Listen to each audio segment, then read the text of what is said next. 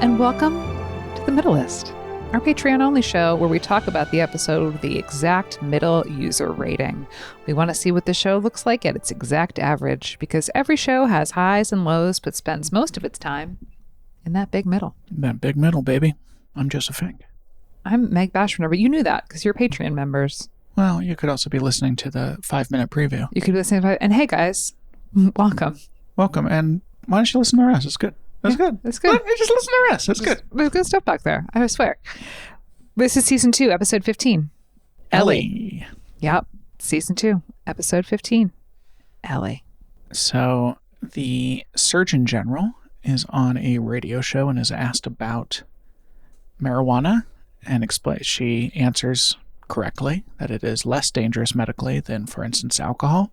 When they ask her about decriminalization, she expresses that she thinks it is ridiculous that it is a Class A substance based on its medical dangers, which immediately sets off a firestorm because here is someone in the administration reversing the president's anti-marijuana policy.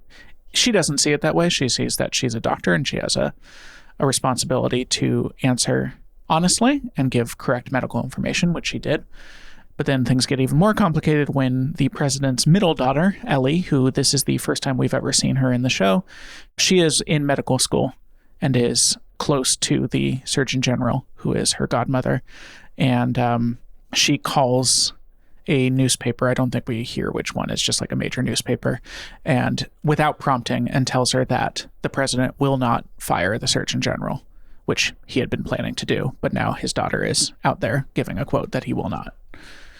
And so we got kind of the public thing of like, how will the president handle this rogue Surgeon General saying that marijuana isn't dangerous?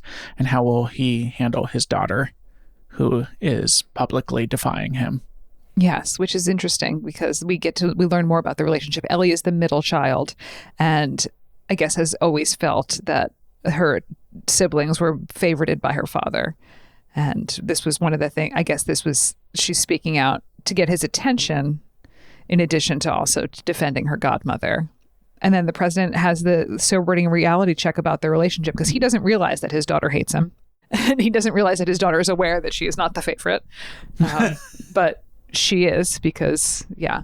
And then it's also it's paralleled in this episode. There's a thing about a movie night, which we can talk about later, but there's a movie night where Ellie stays and watches the movie with her dad, and we find out that the president will talk throughout the whole movie, and no one will call him on it because he's the president. So it is this, President Bartland has this permission because he is, the president has always been the big guy in the room to behave a certain way. But that's not something that really flies at home. Yeah. That's not something that has made his child feel safe at home.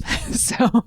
Yeah, I mean, you think about that. Like, it's played because the president is very, like, lovable in the show, and it's played as, like, this lovable, oh, dad thing, but, like, that's fucking obnoxious behavior to be like, well, I'm going to talk through this movie because who's going to call me on it? I'm the president. Like, that's not great. That's not great thinking. That doesn't indicate a great personality.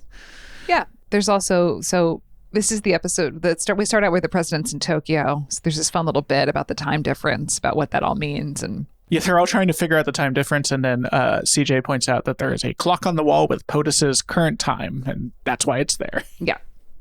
This all happens while the president is sort of unreachable on the flight, because this used to be a time when you were unreachable on a flight. That can't... Not unreachable, but like in order for him Air Force One. But in order for him to know about it on Air Force One, someone would have to call him and tell him. He's not going to just scroll through it and see it. Everyone who's on the plane is not just going to get a notification about it. So it is before all of that. So in order for someone on Air Force One to know what's happening on the ground, someone needs to call and tell them. I'm sure there's probably also a fax machine on there, but I doubt there's internet. Maybe there's internet, but yeah, there's definitely like secure phones and fax machines, and like the president is regularly. He could be, but it would have to, someone from the ground would have to do it. It's not going to just happen automatically. When the story hits, it's not just going to automatically go to everyone's phone.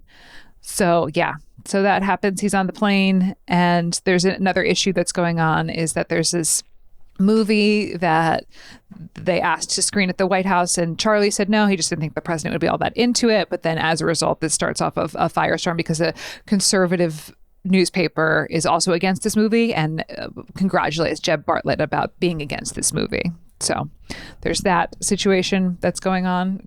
Yeah, it's a big like culture war, morals war episode. That's like, I mean, it's again Obama thinking, like this idea that, well, they're going to frame you as the Democrat as being like loose on sex, loose on marijuana. And so the way to respond to that is by being tough on it, to prove to them that you're tough. We've since learned that doesn't matter. They don't care what you actually do. They're going to say whatever they want about you, so you might as well just do the right thing. Yeah. But this is still that idea that like Democrats have to be tough on things to prove it to the Republicans that they can be. Yeah. And that's the end of our preview. To hear the rest of this Middlest and all of our other Middlests, as well as ad-free versions of our main episodes, join our Patreon. The link is in the show notes. This is also help us get closer to breaking even with this show. We're so close now, and when we break even, we're going to cover Breaking Bad. So thank you so much, and we will see you next week with Friends.